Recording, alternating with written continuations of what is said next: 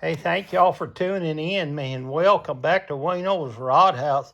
I'm just going to do you a quick video here. What I just picked up for $35. This is a Abu Garcia 5500 C3. Let me make sure. I think that's what it is. Yeah, 5500 C3. But what I'm excited about is this rod. This rod is a Fenwick Eagle Graphite. Boy, they don't make these anymore, and this rod is in excellent shape. Hey, I appreciate y'all tuning in. Please like and subscribe. I'm asking you to subscribe. I'm really trying to get to 500 subscribers. And the only thing this rod needs is this eye and the tip.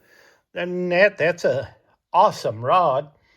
So please subscribe to Wayno's Rod House. I sure would like to reach 500 subscribers. Thank y'all for tuning in. Please like, subscribe, and comment when the last time you've seen one of these Fenwick Eagles.